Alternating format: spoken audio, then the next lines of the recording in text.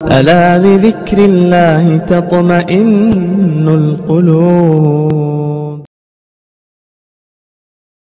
بزرگان محترم اور عزیز دوستوں اور ساتھیوں، یہ ماہ ربیع الاول شروع ہو رہا ہے۔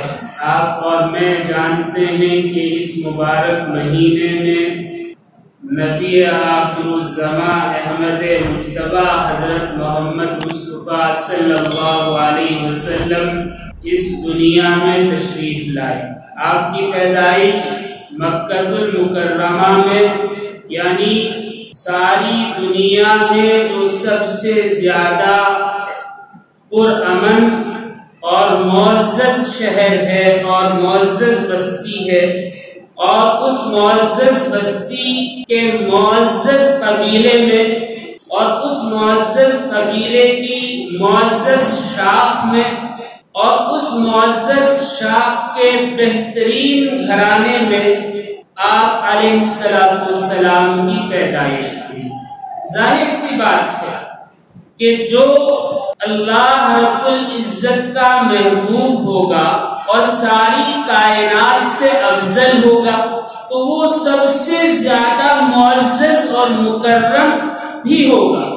اسی لیے اگرچہ ایسے زمانے میں آپ کو مبعوث کیا گیا جب ساری دنیا تاریکی اور جہالت میں ملوث ہو گئی تھی، کہیں نور نہیں تھا، نہ زمانے میں، نہ انسانیت میں، نہ لوگوں کے دلوں میں، نہ ان کے اعمال میں، نہ ان کے افعال میں، ہر طرف تاریکی تھی۔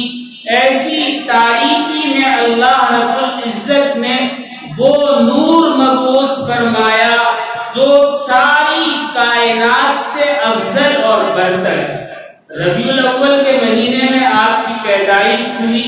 شعبہ ابی طالب ایک جگہ ہے، ایک گھاٹی ہے، پہاڑ کا ایک درہ ہے، وہاں آج بھی ایک مکان ہے جس میں آپ علیہ السلام کی ولادت باسعادت 12 ربیع الاول صبح سویرے فجر کے وقت ہوئی۔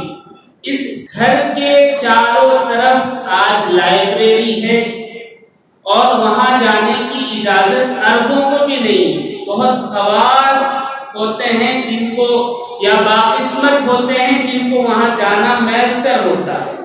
بہت سارے لوگ ہمارے کہتے ہیں کہ وہ جگہ منہدم کر دی گئی ہے، ایسی بات نہیں ہے، بلکہ وہ جگہ، وہ کمرہ آج بھی کچا اور مٹی کا بنا ہوا ہے، لیکن اس کے چاروں طرف ایک پختہ عمارت بنا دی گئی اور وہاں کسی کو جانے کی اجازت نہیں ہے۔